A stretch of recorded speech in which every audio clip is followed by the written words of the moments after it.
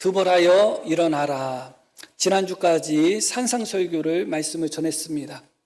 새벽마다 사사기 말씀을 전하고 있는데 오늘 주일 새벽이 바로 이 사사기 5장 말씀입니다. 주일 새벽 말씀을 준비하면서 주일 오전에도 이 말씀을 전하면 좋겠다 해서 이 말씀을 선택했습니다. 이스라엘 백성들이 하나님을 떠나고 반역을 하게 됩니다. 그러므로 말미암아 그들이 가나안 왕의 지배를 받는 그런 신세가 되었죠. 이스라엘 백성들이 가나안 족속을 지배하고 그들을 물리쳐야 되는데 도리어 가나안 백성들의 지배를 받고 학대를 당하는 그런 비참한 경험을 하게 됩니다. 그런 이스라엘 백성들을 하나님이 드보라와 바락을 보내셔서 구원하셨습니다. 오늘 말씀이 바로 드보라와 바락으로 인하여 하나님께서 그들을 구원하신 것에 대한 감사 찬양으로 하나님께 영광 돌리는 그런 말씀입니다. 아시는 바와 같이 드보라는 여자고 선지자였고 사사입니다.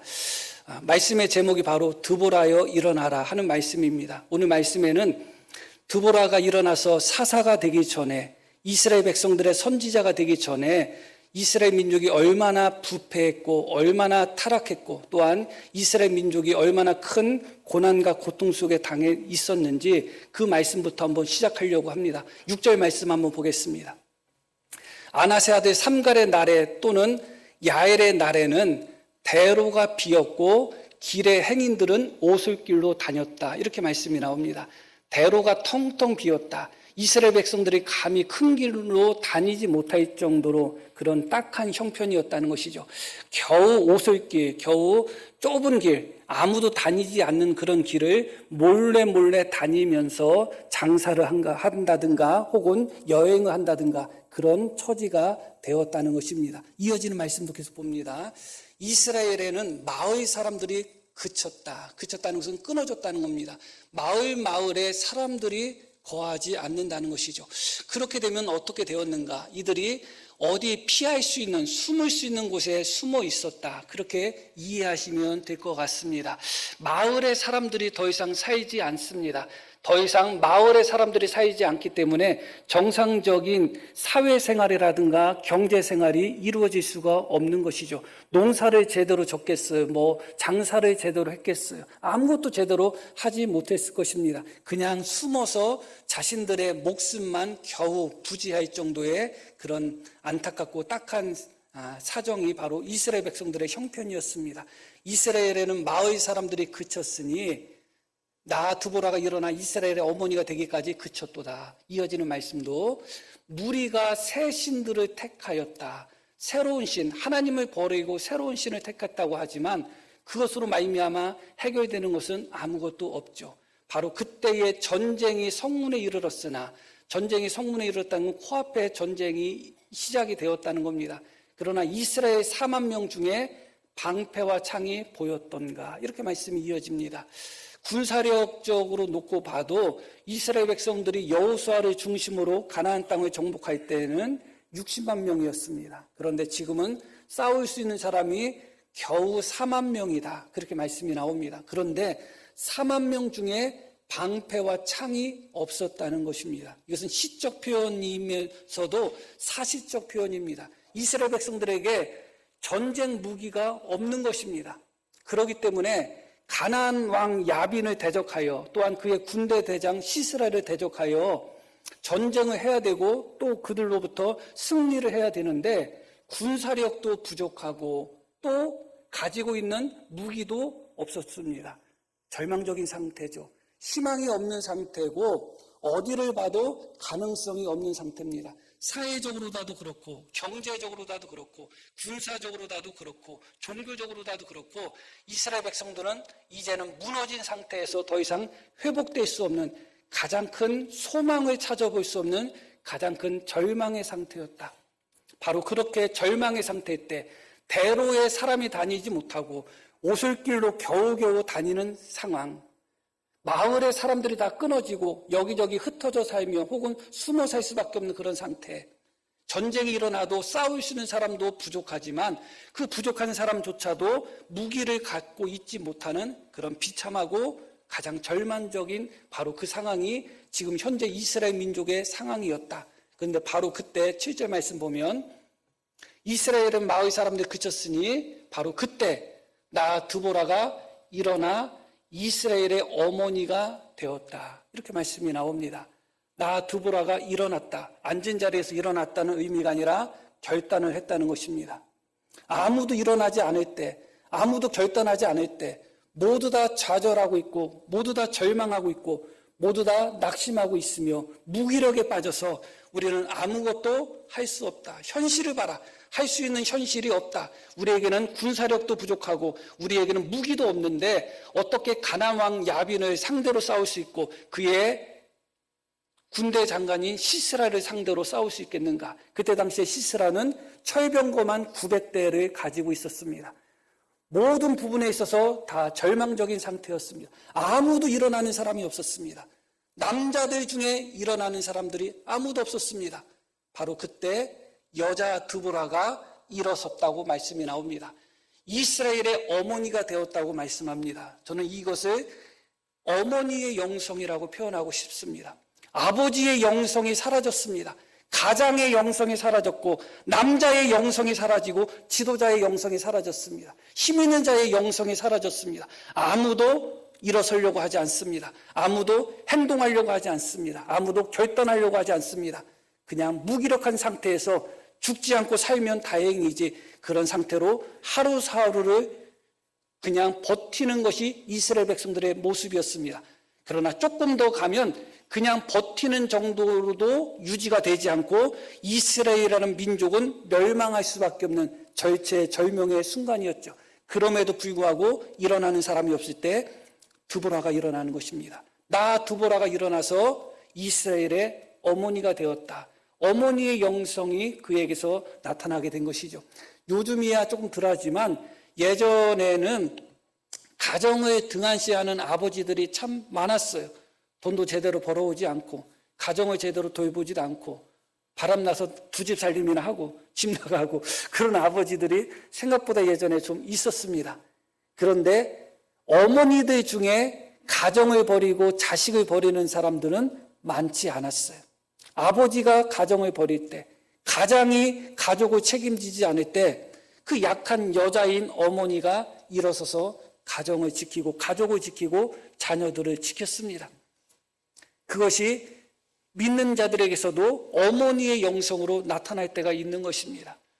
당연히 하나님의 일은 그때 당시에 남자들 중심으로 일어났지 여자들 중심으로 일어나지 않았습니다. 사사라면 당연히 남자가 사사인 것이고 선지자라면 당연히 남자가 선지자인 겁니다. 지도자라면 당연히 남자가 지도자인 때입니다. 그런 시대에 그 어떤 남자 지도자도 일어나지 않습니다. 그 어떤 남자 선지자도 일어나지 않습니다. 그 어떤 남자 사사도 일어나지 않습니다. 다 숨어 있습니다. 아버지의 영성, 남자의 영성은 실종되어 버린 것이죠. 바로 그때 이 드보라가 일어나 이스라엘의 어머니가 되었다. 어머니의 영성이 회복된 것이죠. 우리 교회에 드보라가 있는지 모르겠습니다. 지금 일어나시면 안 되고 자리에서 일어나시지 마시고 마음의 결단을 하시는 것이죠. 마음의 결단을 하는 것입니다. 나보다 더 힘이 세고 나보다 더 강하고 혹은 나보다 더 직분이 더 중직을 맡고 있고 나보다 신앙생활을 더 오래 한 사람을 쳐다보는 것이 아니라 내가 비록 여자라 할지라도 영적인 의미에서 여자예요. 여기서 이야기하는 것은 내가 비록 연약한 자라 할지라도 아무도 일어나지 않을 때 어머니의 영성으로 일어나면 하나님께서 그를 사용하여 주시는 것이죠. 드보라가 먼저 일어납니다. 절망 속에, 무기력 속에, 좌절 속에, 포기 속에 그것이 너무 당연하다고 생각하고 있어서 그 어떤 사람도 결단하지 않는 바로 그 순간에 드보라가 결단하고 드보라가 일어나는 것입니다. 그렇게 드보라가 결단하고 일어난 후에 첫 번째 한 일이 무엇인가? 사사기 4장 6절 말씀 보겠습니다. 드보라가 사람을 보내어 아비노함의 아들 바락을 납달리 게데스에서 불러다가 그에게 이르되 이스라엘의 하나님 여호와께서 이같이 명령하지 아니하셨느냐? 너는 납달리 자손과 스불론 자손 10,000명을 거느리고 다볼산으로 가라 하면서 드보라가 한 사람을 부릅니다. 그 사람이 바로 누구냐? 바락입니다. 자신이 일어난 후에 누군가를 일으켜 세웠다는 것을 기억할 필요가 있습니다. 드보라가 일어난 후에 첫 번째로 한 일은 무엇이냐? 누군가를 새롭게 일으켜 세운 것입니다. 나 혼자 일어났으니 나 혼자 하겠다가 아니라 그 일을 감당할 수 있는 사람, 그러나 일어나지 않고 결단하지 않고 숨어 있는 사람들 중에 하나님의 명을 받아서 누군가를 일으켜 세웠죠. 그 사람이 바로 바락입니다. 납달리 지경에 살고 있는 바락이라는 사람에게 사람을 보내서 오라고 합니다. 더 이상 거기에 머물러 있지 말고 납달리 사람과 스불론 사람 중에 1만 명을 택해서 싸우라고 이야기합니다. 일어나라고 이야기하고 결단을 시키죠. 그런데 이 바락이 드보라의 말을 듣고 어떤 반응을 보였는지 이어지는 말씀도 계속 보겠습니다. 내가 야빈의 군대 장관, 여기 내가는 하나님이에요. 내가 야빈의 군대 장관 시스라와 그의 병거들과 그의 무리를 기손 강으로 이끌어 내게 이르게 하고 그를 내 손에 넘겨주리라 하셨느니라. 하나님께서 그렇게 약속하셨다는 겁니다. 하나님께서 승리를 주시겠다고 약속하셨으니 너는 일어나서 스불론과 납달리 백성 중에 10,000명을 선택해서 시스라와 싸우라. 그렇게 드보라가 이야기합니다. 그런데 이 바락이 어떤 반응을 보였는가? 8절에 계속 보면 바락이 그에게 이르되 만일 당신이 나와 함께 가면 내가 가려니와 만일 당신이 나와 함께 가지 아니하면 나도 가지 아니하겠노라 하니. 참 어리석은 말을 합니다. 하나님께서 승리를 약속하셨지만 이 바락은 믿지를 못하는 거예요. 일어나라고 했는데 일어나지를 못하는 거예요. 나 혼자는 일어나지 않겠다는 겁니다. 당신이 나와 함께 하면, 당신이 나와 함께 동행하고 당신이 나를 붙들어주면 그때 내가 일어나겠습니다. 하나님이 일어나라고 했는데도 못 일어나겠다는 겁니다. 드보라, 당신이 나를 붙들어줘야지 내가 일어나겠습니다. 그렇게 이야기하는 것이죠. 바로 그때 드보라의 반응이 9절에 나옵니다. 이르되 내가 반드시 너와 함께 가리라. 내가 너를 붙들어 주겠다. 그런 이야기입니다. 하나님께서 너를 붙들어 주시고 하나님께서 너에게 승리를 주시겠다고 했는데 내가 그것을 믿지 못하고 내가 너와 함께 해야지 일어나서 가겠다고 한다면 기꺼이 내가 너와 동행하겠다. 내가 너를 일으켜 세워주겠다. 그렇게 이야기하고 있는 것이죠. 하나님의 말씀에 얼마나 우리에게 믿음을 촉구하고 결단을 촉구하는 말씀이 많은지 몰라요. 하나님께서는 수많은 은혜를 우리에게 주십니다. 그럼에도 불구하고 자기의 다리로서 자기의 힘으로서 일어나지 못하는 사람이 있어요. 일어나야 되는데 결단해야 되는데 결단하지 못하고 일어나지 못하는 사람이 있습니다. 그때는 붙들어 일으켜 세워주는 것이죠. 드보라가 자신이 일어난 후에 첫 번째 했던 일이 무엇이냐? 누군가를 일으켜 세워주었는데 그가 바로 누구였는가? 바락입니다. 그런데 그 바락은 혼자 스스로 일어나려고 하지 않았습니다. 당신이 나와 함께 가야지 내가 가겠다고 합니다. 그때 드보라는 기꺼이 그와 함께 가면서 그를 일으켜 세워줍니다. 이제 바락이 일어났습니다. 아무도 일어나지 않고 아무도 결단하지 않고 모두 다 좌절하고 절망하고 현실의 노예가 되고 현실의 패배자가 되는 바로 그 순간에 드보라가 일어난 후에 어머니의 영성으로 일어난 후에 그가 바락이라는 사람을 일으켜 세웠습니다. 그리고 그 바락은 어떻게 했는가? 이어지는 말씀도 계속 보겠습니다. 10절 말씀. 바락이 스불론과 납달리를 게데스로 부르니 10,000명이 그를 따라 올라가고 드보라도 그와 함께 올라갔다. 이렇게 말씀이 너무 놀라운 말씀이 나오는 거예요. 다 절망 속에 다 좌절하고 한 사람도 일어나는 사람이 없었는데 드보라가 일어나고 그 드보라가 바락을 일으켜 세웠을 때 그 바락을 통해서 10,000명이 일어나 버린 거예요. 그들도 마음속으로는 일어나고 싶었겠죠. 더 이상 우리 민족이 이 상태로 망하면 안 되는데, 더 이상 하나님을 떠나서 우리가 이렇게 멸망하면 안 되는데, 그런데 우리는 싸울 수 있는 무기도 없고 방패도 없고 어떻게 할 수 없네, 아무도 일어나지 않네, 그런 마음들이 아마 가득했을 것입니다. 바로 그때 드보라가 일어나고 바락이 일어났을 때 10,000명이 함께 그들과 일어나는 놀라운 역사가 나타나게 되는 것이죠. 선한 것도 이렇게 연쇄적인 반응을 보이고 악한 것도 이렇게 연쇄적인 반응을 보입니다. 누군가가 먼저 일어났을 때 따라 일어나는 사람들이 분명히 있는 것이고, 누군가가 먼저 주저앉고 포기했을 때 따라 주저앉고 포기하는 사람들이 또 일어나는 것입니다. 선한 영향력의 시작, 일어남의 시작이 드디어 바락을 통해서 스불론과 납달리 사람 1만 명을 일으켜 세웠습니다. 그런데 이들은 어떤 사람들인가? 본문 말씀 18절 말씀 보겠습니다. 스불론은 죽음을 무릅쓰고 목숨을 아끼지 아니한 백성이요, 납달리도 들의 높은 곳에서 그러하도다. 이 스불론 지파와 납달리 지파 1만 명이 어떤 사람이었는가? 죽음을 무릅쓰고 목숨을 아끼지 않았다는 겁니다. 그런 사람들이 1만 명이 있었던 거예요. 그런데 누군가가 일어나기 전에는 일어나지 않았어요. 그러나 드보라가 기꺼이 아무도 일어나지 않았을 때, 여인임에도 불구하고 그가 결단하고 일어났을 때, 그리고 그가 또 바락을 일으켜 세웠을 때 목숨을 아끼지 않고 죽음을 무릅쓰고 그렇게 그 전쟁에 참여하는 사람들이 1만 명이 일어난 겁니다. 너무 놀라운 역사예요. 너무 놀라운 거예요. 이들이 죽음을 무릅쓰고 목숨을 아끼지 아니했다는 것은 8절에 읽으신 말씀처럼 이들에게는 실제적으로 창이나 방패가 없었습니다. 자기들을 보호할 수 있는 방패가 없었습니다. 싸울 수 있는, 상대를 죽일 수 있는 무기인 창이나 칼이 없었습니다. 그럼 무엇을 가지고 싸웠는가? 자레야 삽자루, 꽃갱이자루, 낫자루, 그런 농기구나 혹은 돌멩이, 그런 것 가지고 싸운 것입니다.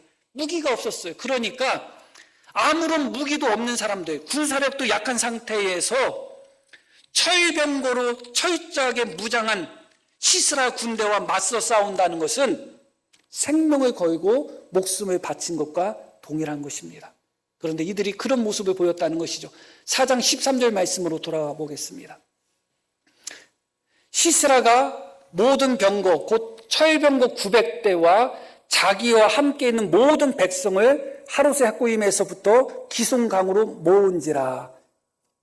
이때 이스라엘의 바락의 군대 1만 명은 어디에 있었느냐? 산 위에 있었습니다. 다볼산.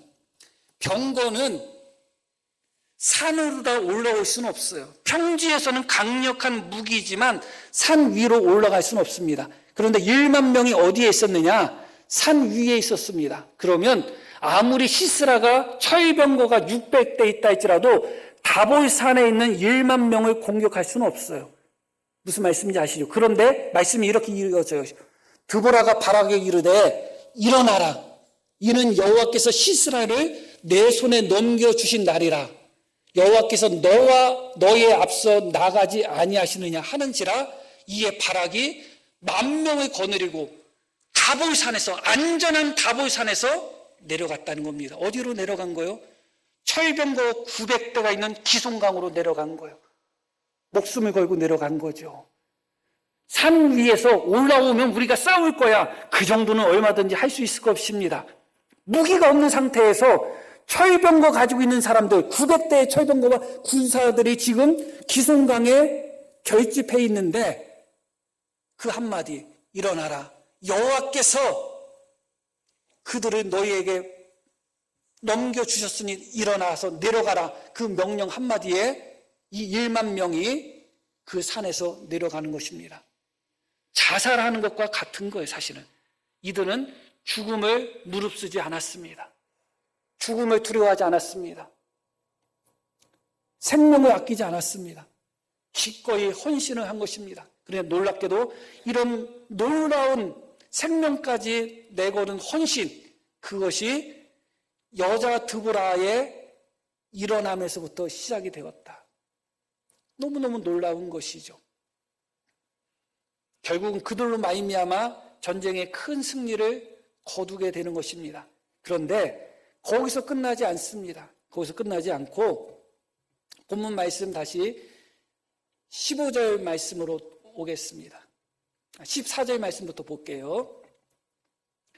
에브라임에서 나온 자들은 아말렉의 뿌리 박힌 자들이요 베냐민은 백성들 중에서 너를 따르는 자들이요, 마길에서는 명령하는 자들이 내려왔고 스불론에서는 대장군의 지팡이를 잡은 자들이 내려왔도다. 이어지는 말씀도 계속 이사갈의 방백들이 드보라와 함께하니 이사갈과 같이 바락도 그의 뒤를 따라 골짜기로 달려 내려가니 르우벤 시내가에 큰 결심이 있었도다. 이게 무슨 말씀이냐? 스불론과 납달리 지파에서 모여든 사람들이 몇 명이었다고요? 10,000명입니다. 그들이 생명을 바쳐서 지금 시스라와 싸우고 그 싸움에서 승리합니다. 바로 그때 지금까지 숨어있고 지금까지 도망쳐있고 지금까지 잠잠하고 있었던 다른 이스라엘 지파들이 그 전쟁에 함께 참여했다는 것입니다. 다시 14절 말씀부터 봅니다. 에브라임 지파가 나와서 싸움에 참여합니다. 베냐민 지파가 나와서 싸움에 참여합니다. 그리고 마길은 므낫세 지파를 이야기합니다. 므낫세 지파가 나와서 싸움에 참여합니다. 이어지는 말씀, 이사갈 지파가 나와서 싸움에 동참하는 거예요. 드보라라는 여인의 일어남에서 시작된 것이 바락의 일어남으로 이어졌고, 바락의 일어남으로 말미암아 납달리와 스불론의 10,000명의 일어남이 일어났습니다. 그들이 목숨을 바쳐가며 자기 목숨을 아끼지 않고 죽음을 무릅쓰며 그렇게 싸울 때 다른 지파 사람들도 함께 일어난 것이죠. 그래서 8절에 보면 뭐라고 나와 있는 거예요? 8절 말씀 보겠습니다. 무리가 새 신들을 택하였으므로 그때 전쟁이 성문에 이르렀으나 이스라엘의 40,000명 중에 방패와 창이 보였던가. 그 인원이 꼭 40,000명이라고 할 수는 없지만 10,000명이었던 자들이 다른 지파의 수많은 사람들이 합쳐서서 최소한 이 말씀대로 놓고 본다면, 문자적으로 놓고 본다면 40,000명 이상의 군대가 만들어졌다는 것이죠. 너무 놀라운 것이죠. 그런데 그렇게 창도 없고 방패도 없었지만 그들에겐 무엇이 있었는가? 하나님이 창이 되셨고 하나님이 방패가 된 거죠. 그게 믿음입니다. 사실은 창과 방패가 있어야 돼요. 그런데 창과 방패가 없다면 믿음이라도 있어야 돼요. 근데 문제는 둘 다 없으니까 문제인 거예요. 창도 없고 방패도 없는데 믿음도 없어요. 더 문제는 사실은 창과 방패가 없는 것이 더 문제가 아니라 믿음이 없는 것이 문제입니다. 똑같이 창과 방패가 없었지만 드보라의 일어남을 따라, 바락의 일어남을 따라, 스불론과 납달리 지파가 일어남에 따라 함께 일어났을 때 똑같이 창과 방패가 없었지만 큰 승리를 거둔 것이죠. 왜냐하면 하나님께서 창과 방패가 된 것이고 이스라엘 민족은 하나님께서 창과 방패가 된 것을 그대로 받아들이고 믿었기 때문에 그런 것입니다. 9절 말씀을 보면 바로 이렇게 이어집니다. 내 마음이 이스라엘 방백을 사모함은 그들이 백성 중에서 즐거이 헌신하였음이니 여호와를 찬송하라. 다시 8절 말씀 볼게요. 전쟁이 성문에 이르렀으나 이스라엘의 40,000명 중에 방패와 창이 보였던가. 그런 상태예요. 지금 무기가 없는 상태예요. 그런데 그 사람들이 어떻게 전쟁에 참여했는가? 9절 말씀 다시 볼게요.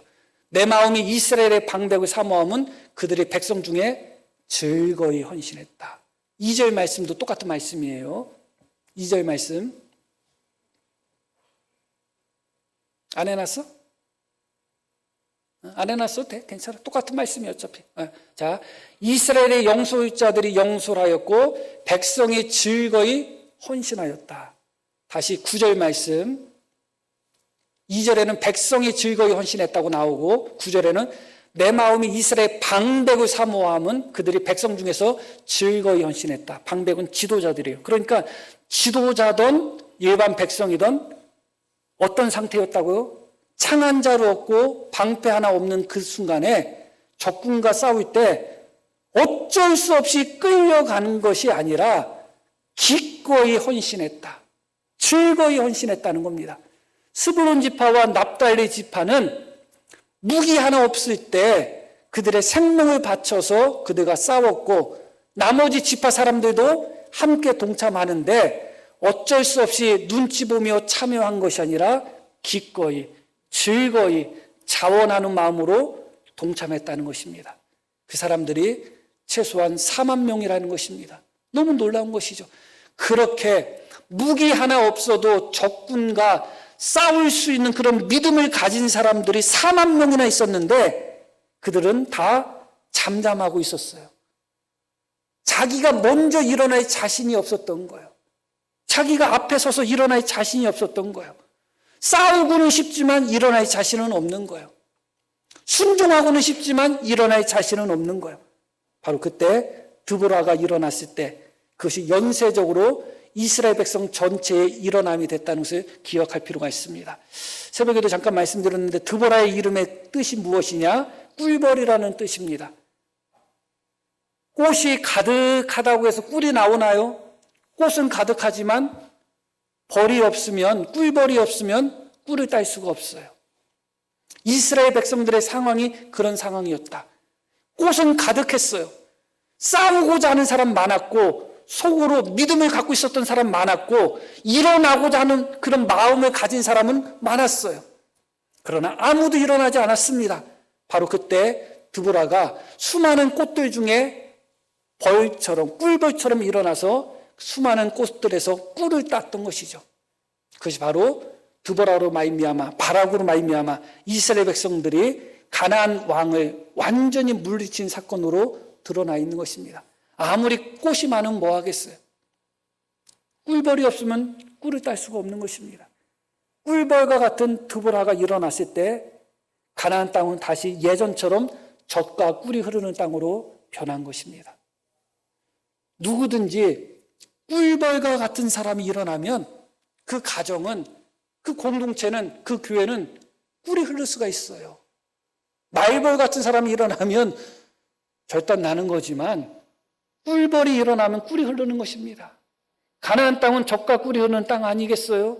꿀벌들이 많아야 되지 않겠어요? 꽃은 많지만 꿀벌이 없을 때 여전히 황폐한 땅이 되지만 꿀벌과 같은 자기가 기꺼이 먼저 일어나는 사람, 기꺼이 먼저 결단하여 어머니의 영성으로 그것을 감당하고자 하는 자가 일었을 때 하나님께서는 그를 사용하시는 것입니다.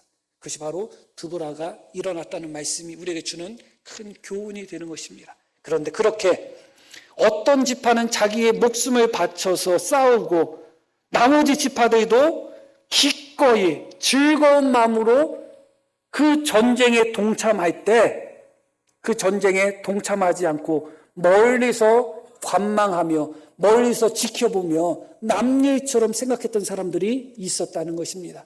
다시 14절 말씀부터 한번 볼게요.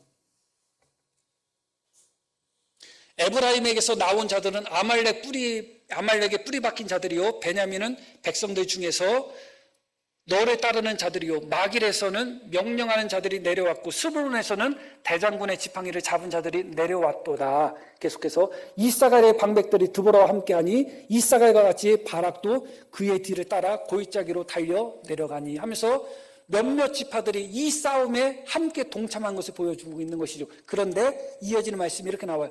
르우벤 시내가에서 큰 결심이 있었다. 큰 결심이라면 어떤 결심이어야 될까? 16절 이어지는 말씀. 내가 양의 우리 가운데에 앉아서 목자의 피리를 부는 소리를 들으면 어찌 됨이냐. 르우벤 시내가에서 큰 결심이 있었도다. 이것은 무슨 말씀이냐? 르우벤 지파가 이 싸움에 동참하지 않았다는 거예요. 기꺼이 자기의 목숨을 바쳐 싸우는 이들이 있었고 자원하여 기꺼이 헌신하는 사람들이 넘쳐날 때 르우벤 지파 사람들은 양의 우리 가운데 앉아서 목자의 피리 부는 소리를 듣고 있었다. 그렇게 말씀이 나오고 있는 것입니다.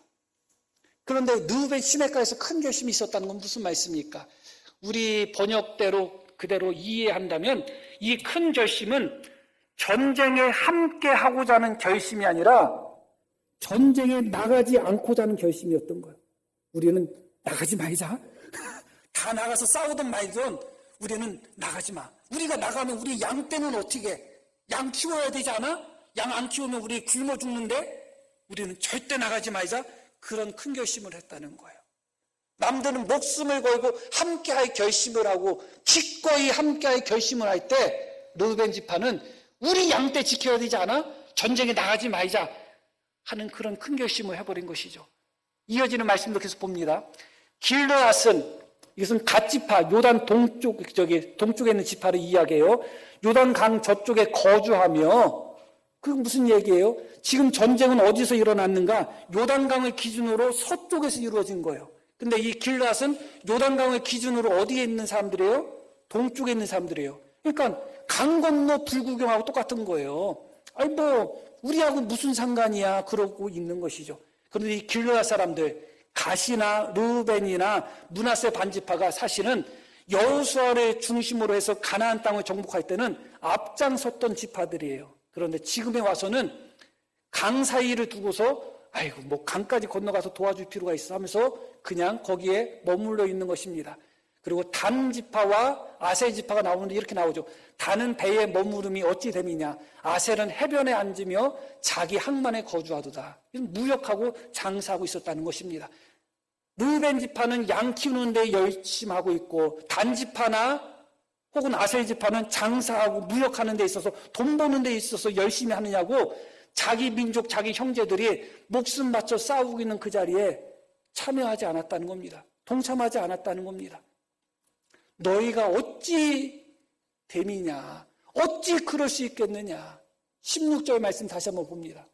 내가 양의 우리 가운데 앉아서 목자의 피리 부는 소리를 들으면 어찌 됨이냐. 지금이 목자의 피리나 불고 있을 그때냐, 어찌 됨이냐. 17절 길앗은 요단강 저쪽에 거주하며 다는 배에 머무름이 어찌 됨이냐. 장사하고 그냥 강 건너 불구경하듯이 그냥 너희 자리에 남아있는 것이 어찌 됨이냐. 그렇게 주님의 책망이 이어지고 있는 것이죠.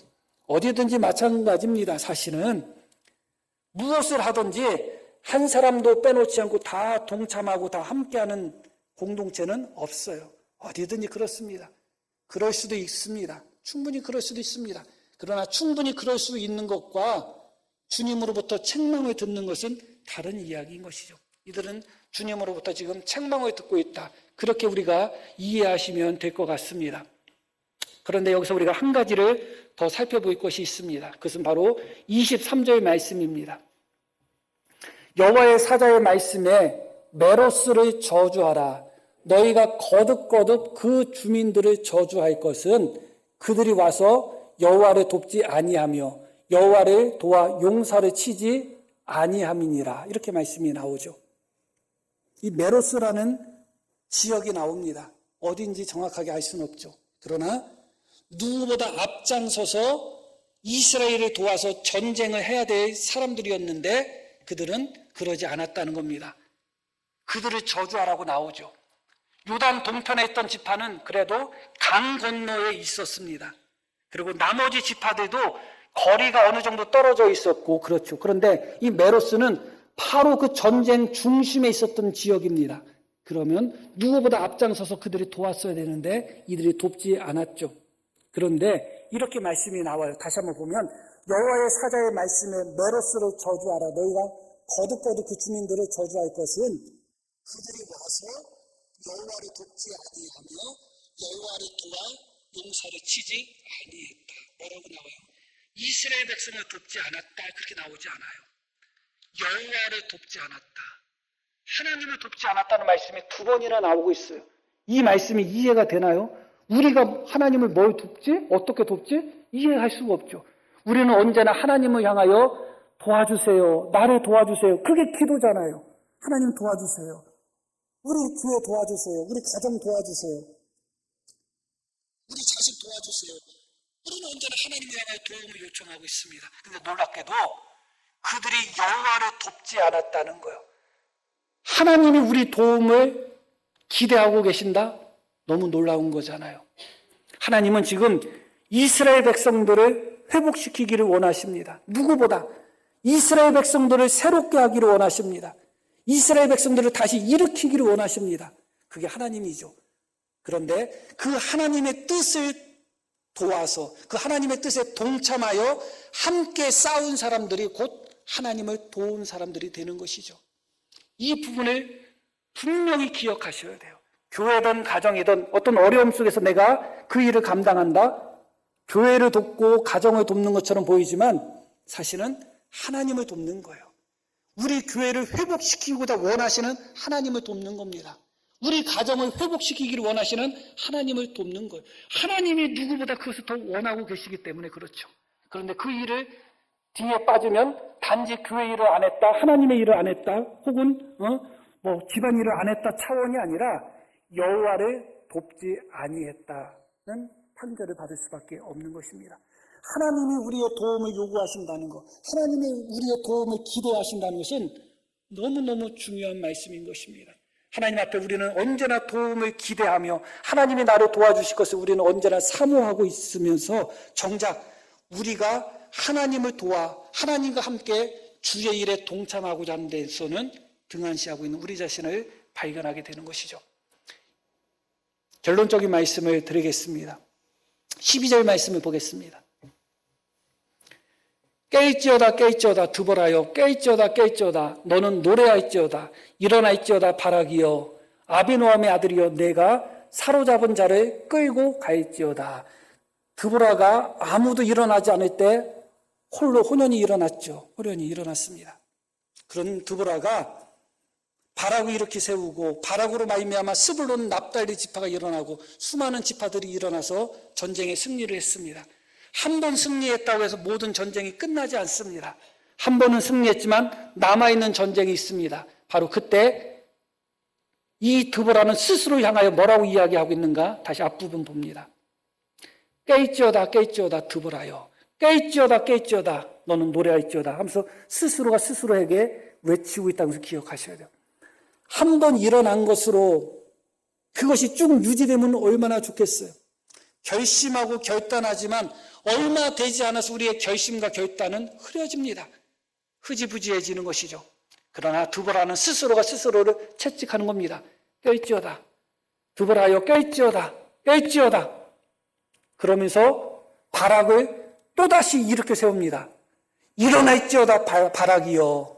이어진 말씀 아비노함의 아들이여 내가 사로잡은 자를 끌고 갈지어다. 아직 끝나지 않았다는 겁니다. 끝날 때까지 드보라는 다시 바락을 또 일으켜 세우고 또 일으켜 세워주는 것이죠. 우리가 한 번 주를 위하여 일어난 것이 끝까지 유지된다면 얼마나 좋겠어요. 얼마 가지 않아서 다시 절망하고 얼마 가지 않아서 다시 포기하고 일이 잘 된다 싶으면 그냥 교만해져서 이 정도면 됐지 하고 멈춰버리는 것입니다. 그러나 드보라는 스스로가 스스로를 채찍하는 겁니다. 깨일지어다 깨일지어다 드보라요. 그러면서 다시 바락을 또 이렇게 세우고 또 이렇게 세워주는 것입니다. 우리 교회가 그렇게 스스로가 스스로 향하여 채찍하며 스스로가 스스로 향하여 일어나며 서로가 서로를 향하여 일으켜 세워주는 그런 교회가 되기를 소망합니다. 그렇게 서로가 이렇게 세워주는 거예요. 누군가가 먼저 일어나면 일어나는 겁니다. 신호등도 빨간불일 때 누군가가 분수통처럼 지나가면 나머지도 빨간불인데도 쫓아가잖아요. 잘했다는 얘기가 아니에요. 틀림없이 누군가가 우리 교회에 꿀벌과 같은 드보라가 분명히 있을 것입니다. 그가 일어날 때 우리 교회도 젖과 꿀이 흐르는 교회가 되는 것이고 함께 일어나지는 것이죠. 함께 일어나고 함께 깨어있고 함께 나아갈 수 있는 우리 모두가 되기를 다시 한번 소망합니다. 자, 우리 들으신 말씀 기억하며 함께 기도하시겠습니다.